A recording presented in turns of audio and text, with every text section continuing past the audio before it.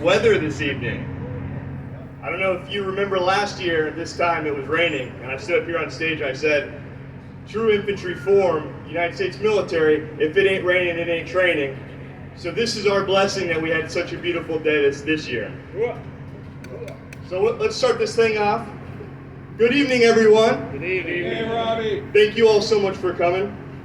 Mayor Frank Hibbard, distinguished guests, those who have served both past and present, Gold Star families that have seen the ultimate loss, and those who join us tonight to mourn and celebrate. We are here to honor and commemorate those 623,973 soldiers, sailors, Marines, and airmen since World War I that have made the ultimate sacrifice. Those that put this country, their mission, and their fellow comrades before themselves. Those men and women who left the comfort and safety of their towns, just like this one here in Clearwater, to explore the greatest venture of a lifetime, knowing there will be a cost of battle, knowing they may never see their family or friends, but knowing what true greatness is, fighting alongside their brothers and sisters in the harshest scenes one could ever imagine.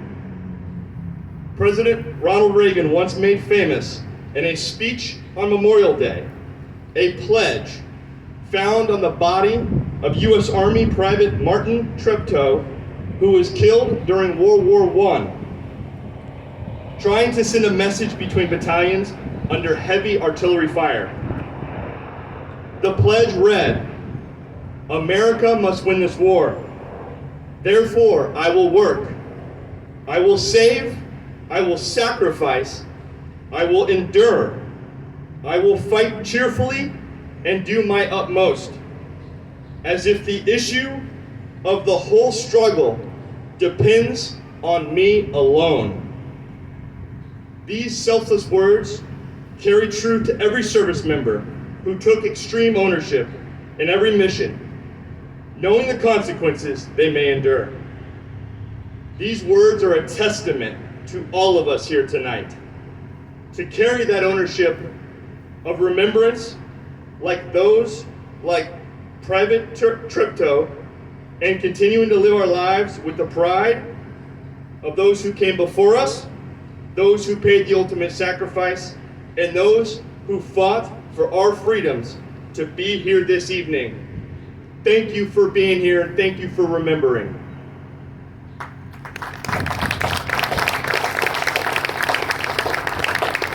I'd like to introduce Father Bob Swick to come up, do the blessing and the invocation for this evening. Thank you, Robby. Well, good evening. Good evening. Good evening. Hoorah. Hoorah! I want to thank our Clearwater Police Detachment that's here tonight. You know, they've done so much over the course of the years. They've been every year, not only those that are on full active duty, but also the contingent of volunteers that help us every year as well. We thank them. We thank their falling. We just had a recognition of their falling over the course of the years a couple weeks ago. Let's come together here, clear our minds, if you would, please, and call upon God. I call God, my Father, Heavenly Father, we ask you to watch over us, to bless us, to inspire us for this gathering here today, this evening, to do your will, to do our very best to bring the peace that you wish us to have, the peace that you wish us to enjoy, the peace which starts at home, begins emanating out through the neighborhood, into the community, throughout the country. Lord knows we need peace, so with that peace here, we can spread the peace and help spread the peace throughout the world. But Father, you know how much it is wrong. So we ask for your blessing. We ask you to especially welcome once again, as you always welcome, those that gave their lives to allow us to be here and share our thoughts, share our ceremony in this whole state of freedom. We ask all this in your name, Father. Amen. I now have the pleasure of introducing, is that right?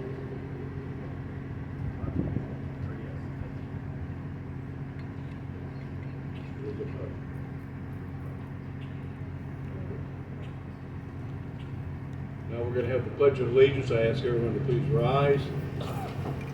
And David Miller, Veteran David Miller, is going to lead us in the pledge.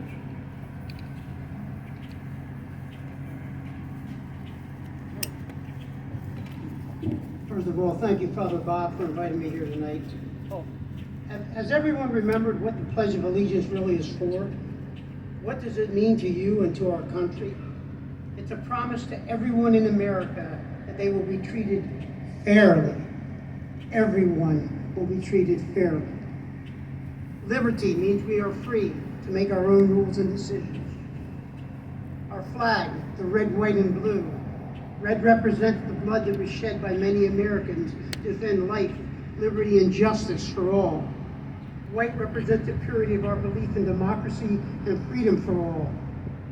And the blue represents the hue of heavens under which we live. On this day, we're honoring those who fought for our freedom and did not make it back throughout the country. Please put your hand over your heart and join me in the Pledge of Allegiance. I pledge allegiance to the flag of the United States of America and to the republic for which it stands, one nation, under God, indivisible, with liberty and justice for all.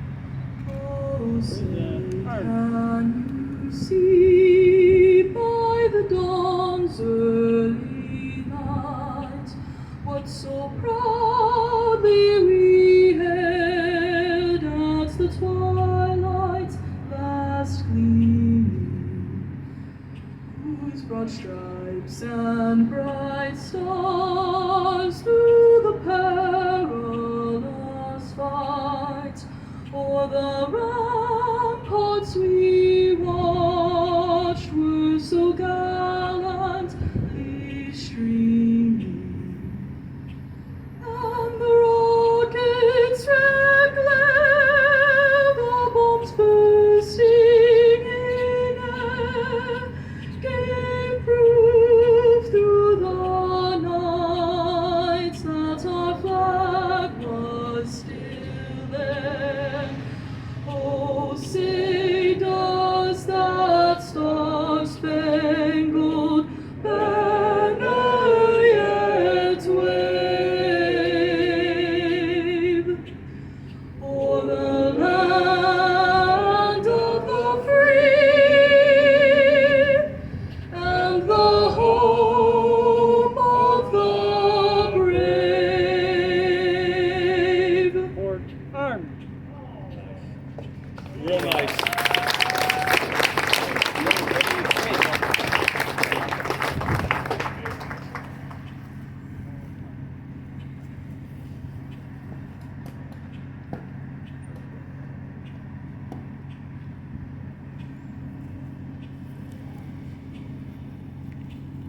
Right face. Forward, mark. One of the side benefits of being an old geezer is that there's somebody always there to make sure you do what you're supposed to do. You know, I'd like to show you, this is a memorandum, this is a proclamation where the county of all Pinellas recognizes this to be a day and a tribute which we, the Veterans Alliance of Clearwater, lead us together in recognizing all that we've done.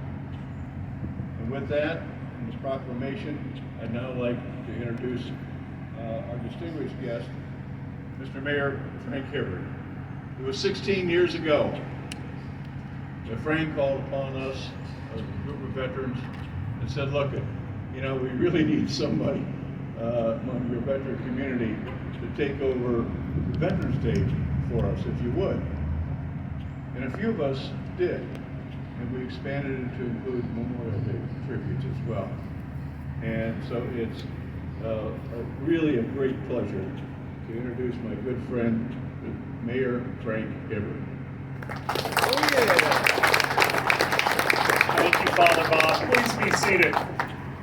I'm going to introduce some of the elected officials who are here in the crowd. First of all, Representative Chris Latvala. Our Vice Mayor, Kathleen Beckman.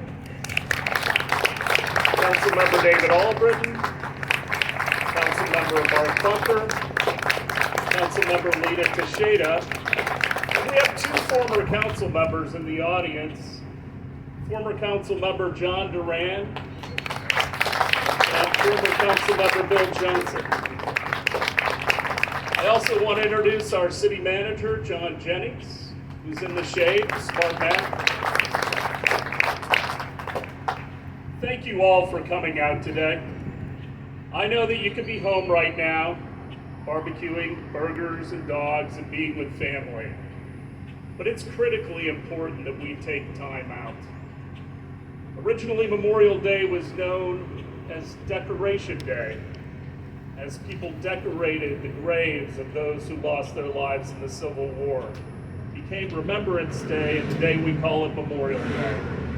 And that's because we need to keep in our memories the sacrifice that soldiers throughout this country have made to give us the freedoms that we all enjoy.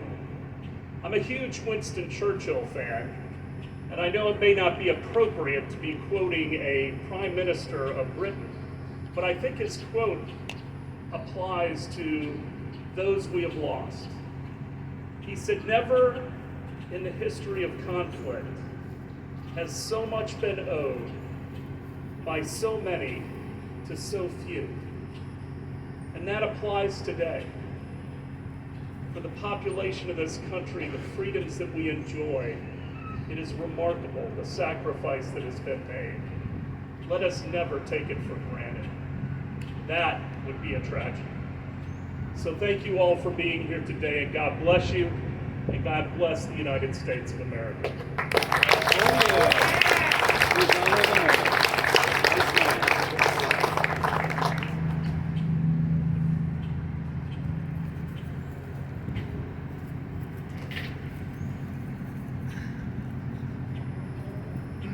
I'd like to introduce our speaker for this evening. Gary King is an author, a successful entrepreneur. His background is diverse, including service in the Navy, Marine, engineer, noted international artist and sculptor, VP of Sales of Marketing in the television industry, major event producer of festivals, motorsports, and charity events, and over 25 years with the Anthony Robbins companies, where he served in roles ranging from director of security to road manager.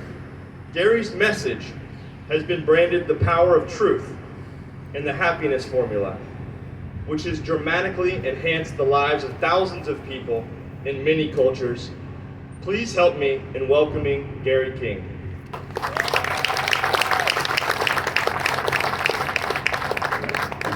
Thanks, Robby, and thanks, Terry Collier, for making this happen. This is one of the biggest challenges of my speaking career. I've been doing this for 31 years internationally, almost 4 million air miles. This is one of my biggest challenges. Why? I have 20 minutes. So the last keynote I did in Tampa, at a school in Tampa, they wanted a 4-hour keynote. and they had to call me out at 4 hours because I was moving on. So the first thing I want to share with you is I am here today to honor my fellow veterans. But I'm also here to honor, help, and support those that now have PTSD.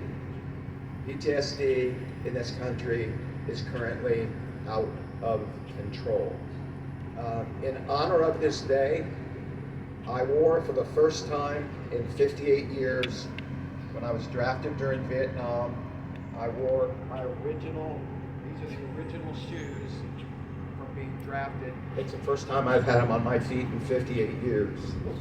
So that's in honor of this day. It's in honor of the veterans. And just to stand up here for 20 minutes, I can't even tell you what a gift it is for me. I have complex PTSD, which means I've had multiple traumas, 31 to be exact. I have 6 therapists who all think I'm some kind of walking miracle because they claim no one can survive 31 traumas. Nobody. Well, I'm here because I have something left to do, or God would have released me years ago. My only child, just to give you a brief bit of history, my only child, I had no family, my only child jumped off the Skyway when I was speaking on Australia. And thanks to Tony Morera at the Tampa Bay Times, the bridge is now fenced because I sent a letter and they published it, and with the support of a few other people, the state fenced the bridge. That's my son's legacy. His name was Jason King. So what's really interesting about PTSD is not the person refusing to let go of the past. It's the past refusing to let go of the person. And I know that all too well. I started a project November 7th, 2019. I had an idea to try and treat my own PTSD. I thought, gee, if I handle a word, now I'm not gonna share with you the words because they're obvious. There's been some words shared over the last 2.5 years, over 50 trillion times. There's several words been used over 50 trillion times. Those words have changed people's emotions, which change the chemicals that their bodies produce, which change the chemicals their brain produces. And that's fact. That's not my opinion. I've read 2,200 books, which in and of itself is an all nonfiction. So I started this experiment. I wrote the book, The Happiness Formula. There is a specific formula. I will share it with you. I purposely put it on the cover of the book in the context of the periodic table. And the reason I did that was because I wore a hat for several years and I wanted people to ask me what the formula meant. And I wanted to see what the demographic of people, because I've traveled worldwide, I wanted to see what the demographic of people were asking me what the formula meant. And it didn't matter. They could be 16 years old or 80 years old. They could be male, female. They could be in China. They could be in Australia. They all wanted to know what the formula meant. So before I share the formula, I want to share what I've done with this experiment. This was all to help me heal, because I knew certain words produce chemicals in the brain. And so I started the experiment. I went into St. Petersburg. I had some signs made. They look just like this. They're made out of aluminum and fiberglass.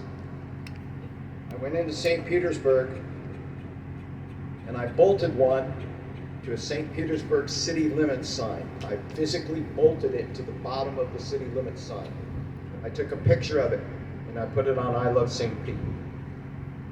And within 12 hours, within 2 hours, it was viral. And every TV news station was contacting me. And I've had 8 breaking news stories, and I was actually the headline on the Monday morning paper before the presidential election. And why did they have me on the front page of the paper? They showed me putting up a happiness sign in downtown St. Pete because they knew on Wednesday there would be a lot of unhappy people. Now, there's 305 of these signs now. So you can't go anywhere in St. Petersburg. There's no place you can go without seeing the happiness sign. What has it done? It's not even comprehensible. I get stopped almost everywhere I go. I get stopped. Are you the guy who puts up the happiness signs? Yeah. I was in downtown St. Pete 2 months ago. I was walking down the sidewalk in the 600 block of Central Avenue. A girl at a podium looked at me and said, "I know who you are. I used to work at Barnes & Noble. You were in there buying a book and I wanted to talk to you, but I was too busy. And you told me on the way out you were going to put a happiness sign in front of Barnes & Noble on Tyrone Boulevard. It's still there to this day." She said, "I wanted to talk to you, but I was too busy. So I wrote you a letter." And I thought that was kind of odd. So I saw her 2 weeks later and I said, "You wrote me a letter?" And she said, "Yes, I did." She said, "I have bipolar disorder, really bad. My life is really, really, really tough. And I was headed to Skyway and I saw one of your signs and it reminded me of your story off the TV, and I turned around and went home. We're best friends now. I don't have time, but I could share there's hundreds of those stories online about people's lives that have been dramatically changed because of that word. And you know what? As far as I know, St. Petersburg is the only city in the United States to have happiness signs all over the city. People joke with me, they go, "Do you sneak around in the middle of the night and put those up?" And I go, "No, I don't. I actually put them up in the busiest part of the day is when I put them up. No, I don't hide and put them up. Did you get permission?" "No, I didn't." "You didn't get permission to put them up?" "No, I didn't get permission." Why would anybody take down happiness signs? Why? What's the whole idea? It's scientific. It's 25 years of study went into doing this project. 25 years of study. What is this actually doing? I've never actually explained this from the stage before. Never. This is science. This goes back years and years and years. This is called auto-suggestion. This is called subliminal advertising. This is what companies are spending millions of dollars to get their image on the side of a NASCAR car. Why? Not because they think somebody's going to run out after the race and buy Coca-Cola. That's not why they do it. They do it to change the person's mind. That's why they do it. It's called top of mind, to change the person's mind. So I'm a storyteller, and you can call me off when the 20 minutes is up, because believe me, I can be up here until the sun goes down with ease.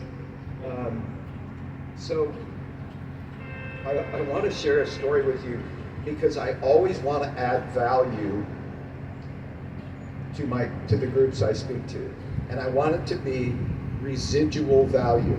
Okay, lasts a long time. So one thing I want to tell you is there's certain things I do during the day that other people don't do, or I don't see them do.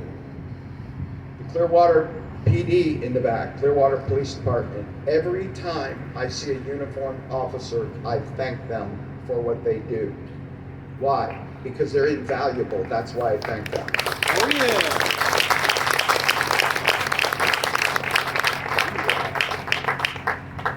Every time I'm in a parking lot, I don't care where it is, people look at me like I'm a freak. I pick up the trash on the ground. No matter where I am, no matter how much there is, I pick it up and I throw it away. Why do I do that? Because I influence other people to do it. So I want to share a story with you. It has a moral that's very important, and then I'll share the formula with you. So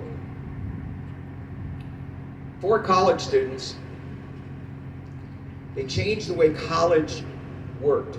Instead of having testing during 4 years, there was one test at the end of the 4 years. And 4 college student friends got together on the Friday before the Monday test, and they went, look, we gotta ace this test. We've got to do it. But there's this party out of town, and we gotta go to this party. So we'll go to the party, we'll leave Friday afternoon, we'll stay Saturday night, early Sunday morning we'll leave, we'll study all the way back, we'll study all night, and we'll ace the test. Well, they had so much fun at the party, they didn't leave till Monday morning, and they knew they were in big, big, big trouble. So, how are we going to get out of the trouble? They decided they would go to the professor and tell him this story about getting stranded on a highway and there were no cars, they had a flat tire, and they couldn't get back, and begged for forgiveness and begged for mercy. So the professor said, no problem. I'll let you take the test on Tuesday morning. Show up at 8 o'clock Tuesday morning. So they did. The professor said, I want each one of you to sit in each corner of the room. Take a corner chair in each corner of the room. 2 questions on this test. That's it. 2 questions. I want you to write a short essay on the origin of man. And the second question is, which tire went flat? That story I just told you came from a true story about 4 guys who joined the Naval Academy to learn to be Navy pilots. And when they came to the last test, somebody had found the answers and they bought them and they got caught. And they spent 4 years, and now one of them works in a 7-Eleven and one of them works in a Home Depot. And so the message I'm sharing with you is, the first talk I ever did was in Australia. And I challenged everybody, as I will you. I'll tell you the formula. I challenged everyone. I did an hour-and-a-half presentation, and I went, wow, I gotta make it personal. So I looked at the clock and I said, all right, I challenge everybody in this room to be completely honest, no exception, for 24 straight hours. 24 hours, because if I told them for 30 days, nobody would do it. So I told them 24 hours. What happened as a result of that? I told them, I said, this is what's gonna happen to you. Your whole life is gonna change. You're gonna notice how many auto responses you do, auto responses that aren't true. You see, I tell you this story because it's life-changing. I had a near-death experience in the 80s, so let me clear something up for all of you. You cannot die. It is literally impossible. You cannot die. You only go to another place. As a person, you cannot die. And I'm qualified to share that information because it happened to me in the 80s. So, the happiness formula is F2, HT2, SW, HF to the power of 10. One person raise your hand and tell me what the F and the 2, like H2O, what does the F stand for in the formula? Not you, Terry. What's the F stand for? Somebody tell me. Somebody raise your hand and tell me what the F stands for. That's right, nobody else has been able to do it either. What is it? Faith. No. Fidelity. No. Forgiveness. The 2 means you have to forgive yourself and other people. No exception. Forgiveness is a gift. You're giving it to yourself. You're not giving it to a predator. You're giving it to you. And if you don't give it to you, how are you going to be happy? The HT2, you have to be honest with yourself and truthful with other people. Because if you don't do that, happiness doesn't mix with what's called inconsequential lies, because there's no such thing as an inconsequential lie, sorry. And the SW is self-worth. And if you base your self-worth on the outside world, you're going to have a challenge. People, I teach happiness. which is counterintuitive. How can a person who's had 31 traumas, and my life is an enigma, how can they teach happiness? How is it even possible that they can teach happiness? See, happiness is based on something very simple, but very few people notice it. It's based on living your life outside in or inside out. And most people live their lives outside in. Now, I'm sure I'm over. I'm close. If I was given 5 minutes to stand in front of the Senate and the Congress and all of the school boards in the United States, if I only had 5 minutes, if I had 3 minutes, this is what I would tell them. The number one priority, there is nothing more important than this. The number one priority is mental health, teaching mental health. That is the number one priority. And if we ever needed it, it is now. And I don't have to, you all, everybody sitting here knows exactly what I'm talking about. Goldie Hawn just created a new program. I cried all the way through her presentation in Aspen. She created a program called Mind Up. 400,000 children are in it now, and it's dramatically changed their life. It's all about learning how their brain works when they're 6 years old, not having to figure it out when you're 10 days from being 77 like I am. And yes, for some reason my voice doesn't match my age. That's another enigma. So, you know, when you just stop and realize that happiness is not a pursuit. You see, my outgoing mail, it's not just the signs. This is my outgoing mail, okay? That's my outgoing mail. Why'd I do that? How many hundreds of people are gonna handle this? All over the United States, hundreds of people are gonna handle this. And what are they gonna do when they see that word? Their brain's gonna produce chemicals, and so's their body. That's why I do what I do. I'm here, my life is about serving people who have complex PTSD or PTSD. That's why I'm here. God kept me from leaving, and I had more than enough reasons to leave. Just what my son did alone was way more than enough reason to leave. But I stayed to teach people how to be happy. And it's an honor to stand here. I could go on for, oh my, you have no clue. I just want to, oh, I have to share this one thing with you because this is recent research, and this is dramatic. This is recent research. This is about PTSD in the military. The recent research has now indicated that military people returning from duty who have been through severe trauma, the only ones that get PTSD are military people who have been abused as a child. If they haven't been abused by a child as in childhood, they don't get PTSD. That's current research. I do hours of research, but that's the latest thing. The people who get the PTSD are the ones that are abused during childhood. What is childhood abuse? Shut your mouth. Don't do that. Don't say that. Don't feel that. Don't touch that. Don't be that. Don't think that. Don't feel that. Eat that food whether you like it or not. And if you don't, I'm going to get the belt. Yep, that's child abuse. That's not a happy childhood. Sorry. So I want to thank everybody because it truly is a gift for me to stand here. I want to thank Terry. I want to thank Robby. I want to thank all the news media because they've given me an enormous amount of coverage, which I appreciate.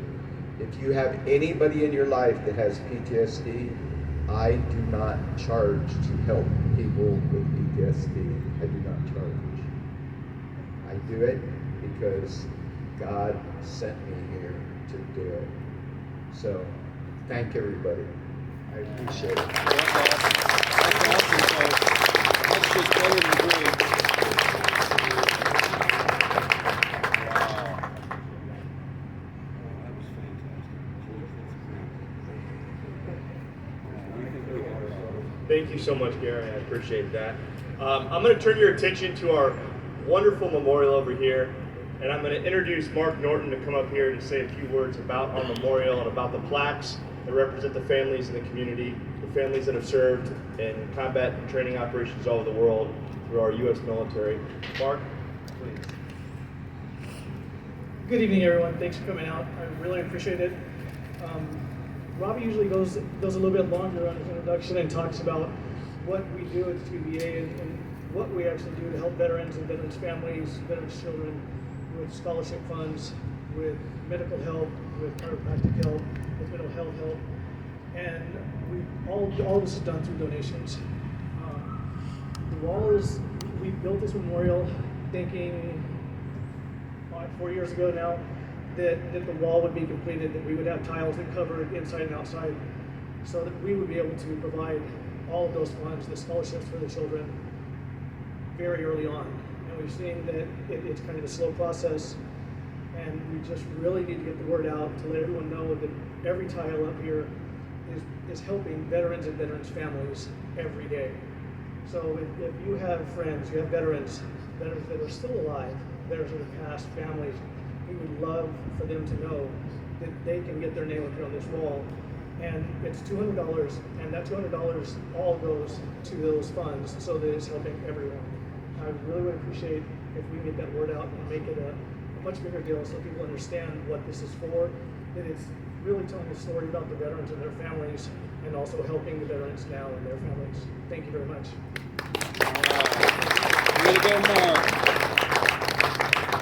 Thank you, Marc. Thank you all so much for coming.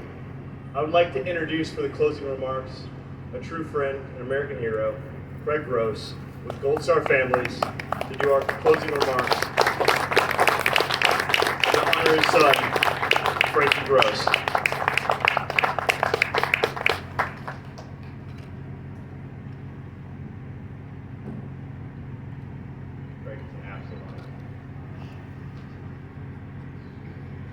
I'd like to ask all of our Gold Star families to please stand up.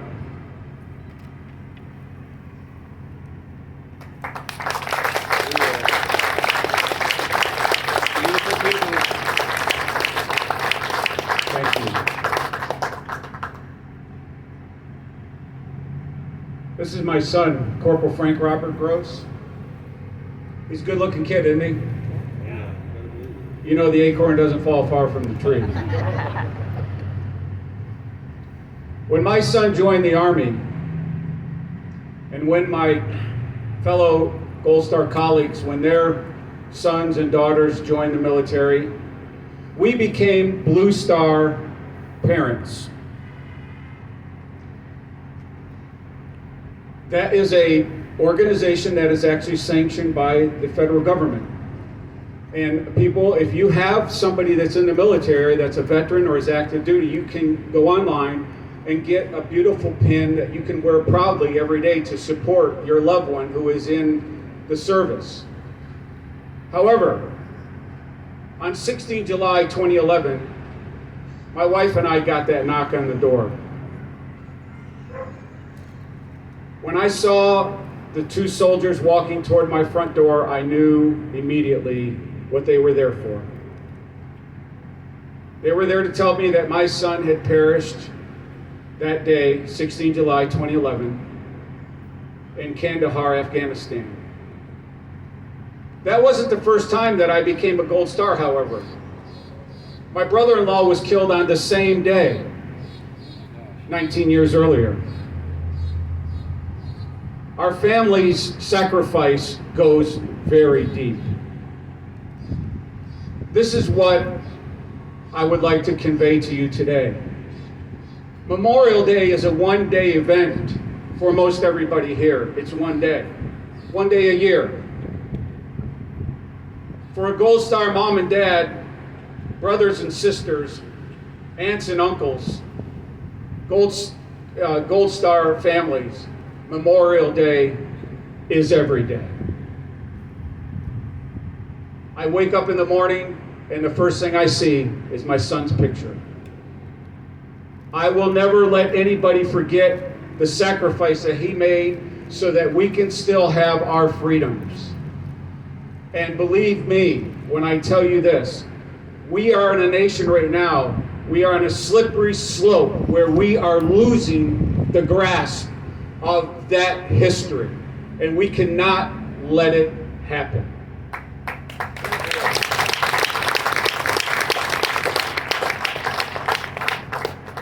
I want to thank everybody here, Father Swick and Robby, for allowing me just a couple minutes to share my heart and what it is to be a Gold Star father. I wear the Gold Star as proudly as any soldier would wear the Medal of Honor, or the Purple Heart, or the Silver Star. Yes, I did serve, but I never had to go as far as this young man did right here. Thank you very much. God bless you, and God bless the United States of America. One hell of a family right there.